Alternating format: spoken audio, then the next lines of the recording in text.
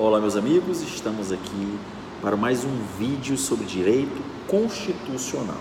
Hoje o nosso vídeo é sobre direito constitucional. Estamos aqui diretamente da Estácio de Fortaleza, tá?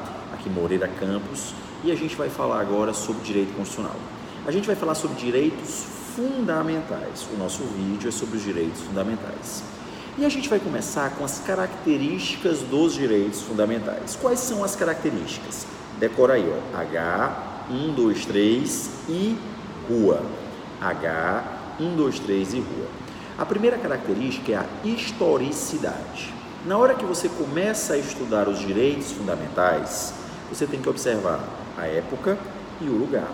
É só você lembrar da igualdade entre homens e mulheres. Hoje, homens e mulheres são iguais. Mas será que há 100 anos atrás, homens e mulheres eram iguais?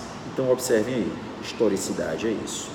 Além disso, os direitos fundamentais, eles são imprescritíveis. O que quer dizer imprescritível? Você não perde pela falta de uso. Imprescritível, ó. No dia que você está lá, no dia que você quiser usar, você vai poder usar. Você realmente decidiu não crer em nada, você não crê em nada, você não tem crença em nada, você não tem religião nenhuma. Isso é possível? É a minha liberdade. Mas se eu decidir um dia crer em algo, ela sempre vai estar lá. A minha liberdade de crença sempre vai estar lá. Ela não vai prescrever, ela é imprescritível. Assim como eles são indisponíveis. Indisponíveis eu não posso abrir mão, eles são irrenunciáveis. Eu não posso renunciar dos meus direitos fundamentais. Além de indisponível e imprescritível, ele é inalienável. Eu também não poderei comercializar os meus direitos fundamentais. Então já foram os 3 Is aí, ó: indisponível, imprescritível e inalienável. Lembrando que, observem isso, ó, a vida, a liberdade, a igualdade, a saúde, a previdência, a assistência, todos têm esses mesmos características: indisponível, inalienável e imprescritível. Além disso, todo direito fundamental é relativo. Todo direito fundamental ele está no mesmo patamar de hierarquia. Nenhum direito é mais importante que o outro. Nenhum direito é mais importante que o outro. Então, eles são o quê? Relativos. Além de relativos, ele é universal, ele é para todos. Pessoa jurídica ou pessoa física. Então, quer dizer que pessoa física tem direito fundamental garantido, professor? Claro que tem. As pessoas jurídicas também têm direitos fundamentais garantidos dentro da sua compatibilidade, tá? Lembrando que lá no artigo 5º, caput da Constituição, ele vai dizer o seguinte, vamos aproveitar aqui, ó: todos são iguais perante a lei, sem distinção de qualquer natureza, garantindo-se aos brasileiros e aos estrangeiros residentes. Lembrando que ele não falou apenas aos brasileiros e aos estrangeiros residentes. O rol é meramente exemplificativo. Ele está dizendo que os direitos fundamentais, ele é universal, é para todos. Não importa se você é brasileiro, não importa se você é estrangeiro. A Constituição, nesse caso aqui, ela disse menos do que ela queria dizer. Mas por quê? Não importa, o rol é exemplificativo. Os direitos fundamentais, eles também serão aplicados, eles também serão aplicados, eles também terão aplicados para quem? Para estrangeiros residentes, domiciliados, turistas em trânsito, o apátrida, qualquer tipo de alienígena. Lembra que o CESP já cobrou isso. O alienígena tem direito fundamental garantido pela Constituição de 88? Claro que tem. O alienígena é o estrangeiro. Então, qualquer estrangeiro tem sim um direito fundamental garantido. Beleza? Fiquem atentos com isso aí. Então, todos têm esses direitos. Então, ele é exatamente universal. Por último, aplicação imediata. Artigo 5º, parágrafo 1º. Os direitos fundamentais, ele tem aplicação imediata.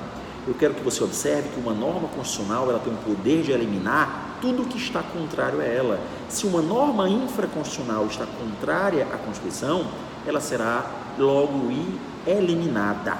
A gente vai depois fazer um vídeo falando as formas de eliminação, beleza? Então, a gente viu as características: historicidade, imprescritível, inalienável, indisponível, relativo, universal e de aplicação imediata. Essas são as características. Além das características, nós temos a eficácia horizontal e a eficácia vertical dos direitos fundamentais. Quando eu falo de eficácia horizontal e eficácia vertical dos direitos fundamentais, o que é que eu quero que você observe? Eu estou falando em relações. Sempre que eu tenho uma relação entre o Estado e uma pessoa, seja uma pessoa física, seja uma pessoa jurídica, eu estou falando da eficácia vertical dos direitos fundamentais. Quando eu tenho uma relação entre pessoas, seja uma pessoa física com pessoa física, seja uma pessoa jurídica com pessoa jurídica, eu tenho, ou jurídica com física, tanto faz, eu tenho uma eficácia horizontal dos direitos fundamentais. Nós também temos uma eficácia diagonal, mas essa eficácia diagonal, ela existe quando na relação existe um hipossuficiente. Exemplo, nas relações de consumo e também nas relações de trabalho, onde o consumidor é o hipossuficiente, onde o empregado ele é o hipossuficiente. Agora, além das características, além dessa eficácia horizontal e vertical, nós temos as dimensões. Nós temos as dimensões que tem como regra o lema da Revolução Francesa: liberdade, igualdade e fraternidade. Lembrando que fraternidade ele não é mais comumente usado, né? A gente substitui a fraternidade por solidariedade, tá? Então, liberdade, igualdade, solidariedade ou fraternidade, tanto faz. O que é que eu quero que você observe? Eu quero que você observe o seguinte, ó. Quando a gente está falando sobre primeira dimensão, nós estamos falando da liberdade, da não intervenção estatal. O Estado vai se abster, obrigação de não fazer, direitos negativos. O Estado não vai intervir, ele está lhe dando a liberdade. Nós estamos falando de direitos individuais, direitos civis, direitos políticos. Quantos filhos você vai ter, quantas vezes você vai casar, quantas propriedades você vai ter, o Estado não vai intervir. São os direitos de primeira dimensão. Nós também temos os direitos de segunda dimensão, que é a igualdade. Agora o Estado, é dever do Estado, o Estado tem que intervir, ele vai tentar suprir essa desigualdade que existe entre as pessoas. Nós estamos falando agora da obrigação de fazer do Estado, nós estamos falando dos direitos positivos, nós estamos falando dos direitos positivos, direitos sociais, direitos econômicos, direitos culturais, lembre-se, direitos positivos. É aquela história das normas programáticas, é um objetivo, é uma meta do Estado, onde ele tem que garantir pelo menos o mínimo existencial, tá certo? Ele tem que garantir esse mínimo existencial. Lembra uma coisa interessante em relação às normas programáticas, dá uma olhadinha lá no artigo 6º da Constituição, ele vai trazer as normas programáticas, são direitos de segunda dimensão, tem até um mnemônico que as pessoas dizem, edu morali, educação, moradia e alimentação. Saúl trabalha no transporte lá, saúde, trabalho, ok? Transporte e lá, lazer. Eu ainda tenho outro, assis, pró, segue, preso. Assis, assistência, pró, proteção à maternidade e à infância, segue, segurança, lembrando que é a segurança pública. O artigo 5º fala da segurança jurídica, o artigo 6º fala da segurança pública. E nós ainda temos o preso, que é a previdência social. Esses são os direitos de segunda dimensão. Nós temos os direitos de terceira dimensão, que são os direitos coletivos e os direitos difusos, onde eu falo de meio ambiente, falo de direito de consumidor. Lembra que direito coletivo difuso, você tem que observar o seguinte na sua prova. Quando eu falo direito difuso, eu estou dizendo que se ocorrer uma lesão, ele vai prejudicar a todos. Não tenho como eu identificar. Agora, se o direito é coletivo, eu também não tenho como identificar, não. Mas eu posso separar por categorias ou grupos. Exemplo, foi instalada uma câmera dentro do banheiro feminino no aeroporto Pinto Martins. Aeroporto aqui de Fortaleza, instalaram uma câmera dentro do banheiro feminino. Isso é um direito difuso ou coletivo? Claro que é coletivo. Eu separo por categorias. Se vai sofrer uma lesão, se alguém vai sofrer uma lesão, quem é que vai sofrer a lesão? As mulheres. Ok? As mulheres. Então, eu estou separando por grupos, eu estou separando por categorias, difusos não. Exemplo, Lula foi nomeado, tá, ministro de Estado. O Lula foi nomeado ministro de Estado para quê? Para ganhar foro privilegiado. Isso fere a moralidade pública. Isso é direito difuso, está lesando todos os brasileiros. A Caixa Econômica está contratando sem concurso público. Se a Caixa Econômica está contratando sem concurso público, fere a moralidade pública. Então vamos lá entrar com uma ação popular para impedir isso aí. Por quê? Porque isso é um direito difuso, tá? Eu tenho uma terceira dimensão, que é essa, a solidariedade, na verdade, a solidariedade, a fraternidade, mas eu tenho uma quarta dimensão. A quarta dimensão, ela fala da evolução evolução genética, ok? Então, eu estou falando aqui da evolução genética. E a quarta dimensão é essa, mas a quinta dimensão é a realidade virtual. Deu embaralhada aqui agora, ó. Primeira dimensão, liberdade. Segunda dimensão, igualdade. Terceira dimensão, fraternidade. Quarta dimensão, a minha língua enrolou, evolução genética. E a quinta dimensão, realidade virtual. Minha língua deu uma enroladazinha aí, mas no final deu tudo certo. Além das dimensões, eu também tenho que saber a aplicabilidade das normas. Eu tenho direitos que são dados pela Constituição. Eu tenho um direito que é dado pela Constituição. Mas será que eu já posso exercer esse direito de imediato? Nem todo direito que está lá na Constituição eu posso exercer de imediato. Cuidado com isso aí. Nem todo direito que está lá eu posso exercer de imediato. Alguns necessitam de uma norma regulamentadora para que eu possa exercer. Um exemplo é o artigo 37, inciso 7 da Constituição, quando ele fala do direito de greve do servidor público. O servidor público depende de uma lei específica para poder exercer o seu direito de greve. Então, isso é uma norma de aplicabilidade imediata e indireta. Por que imediata e indireta? Porque ela não sai Constituição, direto, pessoa. Ela sai Constituição, lei, pessoa. Então, a aplicabilidade é imediata, porque eu dependo da lei, mas ela é indireta, eu passo pela lei.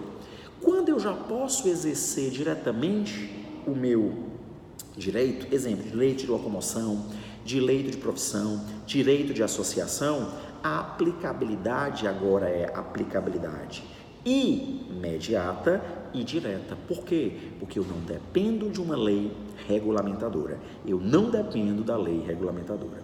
Essa eficácia, essa aplicabilidade, ela se subdivide em três. Norma de eficácia plena. A norma de eficácia plena, ela é imediata e direta. A norma de eficácia contida, ela é imediata e direta. Mas a contida tem uma diferença. Na contida, a lei ou a própria Constituição pode restringir o seu exercício. Você já pode exercer o direito, exemplo, direito de profissão, direito de locomoção, escusa de consciência, lá no artigo 5º, inciso 8º, eu já posso exercer.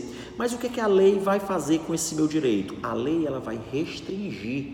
A lei, ela está restringindo o que eu já poderia exercer. Já a norma de eficácia limitada, essa é diferente. Eu não posso exercer de imediato. Eu necessito de uma lei regulamentadora para que eu possa exercer esse meu direito. E essa norma de eficácia limitada, ela se subdivide em duas. Eu tenho as normas programáticas, aqueles direitos que necessitam de uma lei para que eu possa exercer, exemplo, artigo 6º, saúde, lazer.